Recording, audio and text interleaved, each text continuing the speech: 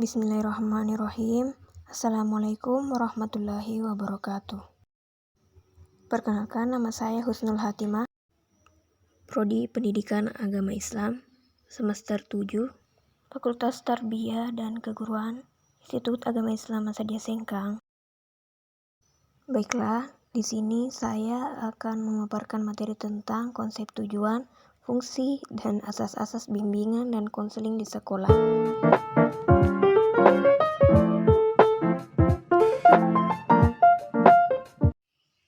Nah, sebelum kita beralih ke konsep tujuan, fungsi, dan asas-asas bimbingan dan konseling di sekolah, perlu kita ketahui bahwa bimbingan dan konseling adalah pelayanan yang dilaksanakan dari manusia, untuk manusia, dan oleh manusia.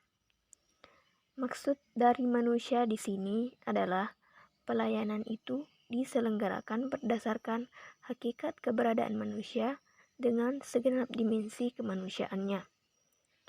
Sedangkan untuk manusia, dimaksudkan bahwa pelayanan tersebut diselenggarakan demi tujuan yang agung, mulia, dan positif bagi kehidupan manusia menuju manusia seutuhnya, baik manusia sebagai individu maupun kelompok. Oleh manusia mengandung pengertian bahwa penyelenggaraan kegiatan itu adalah manusia dengan segenap derajat, martabat, dan keunikannya masing-masing yang terlibat di dalamnya.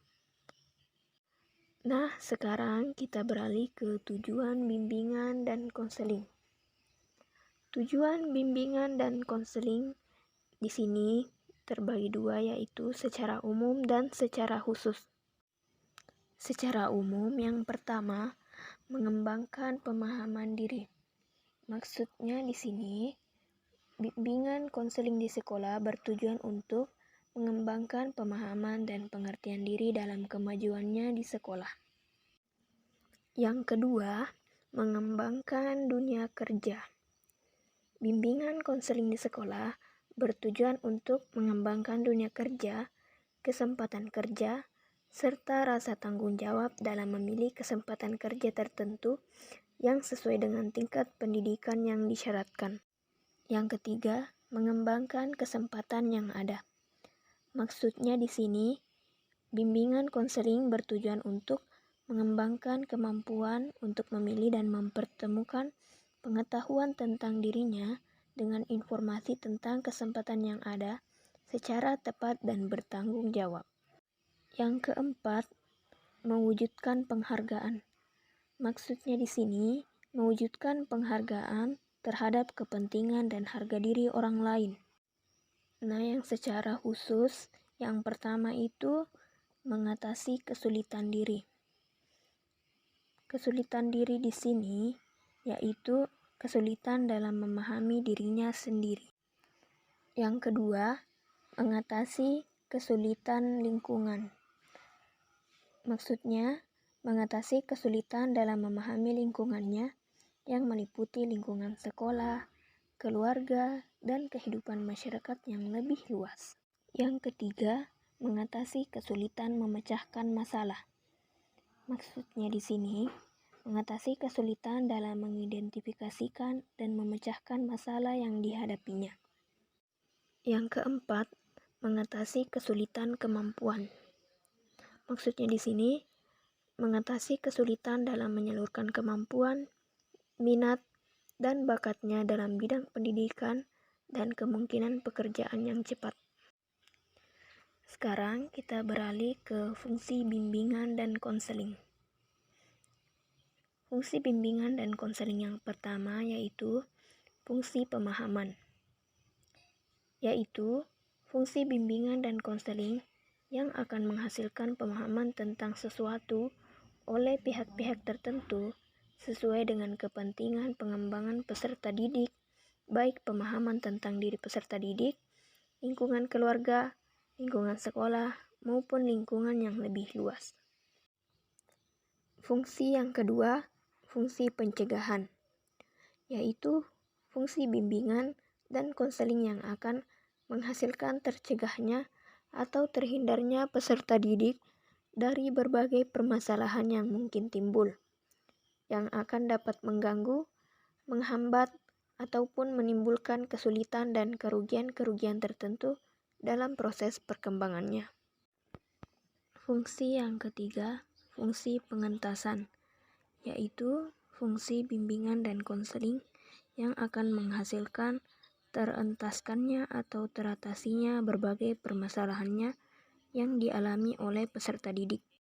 Yang keempat, fungsi pemeliharaan, yaitu fungsi bimbingan dan konseling yang akan menghasilkan terpeliharanya dan berkembangnya berbagai potensi dan kondisi positif peserta didik dalam rangka perkembangan dirinya secara mantap dan berkelanjutan. Selanjutnya, asas-asas bimbingan dan konseling.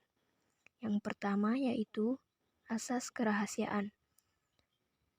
Asas kerahasiaan berarti asas bimbingan dan konseling yang menuntut dirahasiakannya segenap data dan keterangannya tentang peserta didik yang menjadi sasaran layanan. Yang kedua, asas kesukarelaan, yaitu asas bimbingan dan konseling yang menghendaki adanya kesukaan dan kerelaan peserta didik untuk mengikuti atau menjalani layanan kegiatan yang diperuntukkan baginya. Yang ketiga, asas keterbukaan, yaitu asas bimbingan dan konseling untuk menghendaki agar peserta didik yang menjadi sasaran layanan bersikap terbuka dan tidak berpura-pura, baik di dalam memberikan keterangan dirinya sendiri maupun dalam menerima berbagai informasi dan materi dari luar yang berguna bagi dirinya. Asas yang keempat, asas kegiatan, yaitu asas bimbingan dan konseling yang menghendaki peserta didik yang menjadi sasaran layanan berpartisipasi secara aktif di dalam penyelenggaraan layanan bimbingan. Kelima, asas kemandirian, yaitu asas bimbingan dan konseling yang menunjuk pada tujuan umum bimbingan dan konseling, yaitu bimbingan dan konseling diharapkan menjadi individu-individu yang mandiri dengan ciri-ciri mengenal dan menerima dirinya sendiri dan lingkungannya, mampu mengambil keputusan, mengarahkan, serta mewujudkan diri sendiri. Yang keenam, asas kekinian, yaitu asas bimbingan dan konseling yang menghendaki objek sasaran layanan bimbingan dan konseling ialah permasalahan peserta didik dalam kondisinya sekarang. Yang ketujuh, asas kedinamisan, yaitu asas bimbingan dan konseling yang menghendaki agar isi layanan terhadap sasaran layanan yang sama hendaknya selalu bergerak maju, tidak monoton, dan terus berkembang serta berkelanjutan sesuai dengan kebutuhan dan tahap-tahap perkembangan dari waktu ke waktu.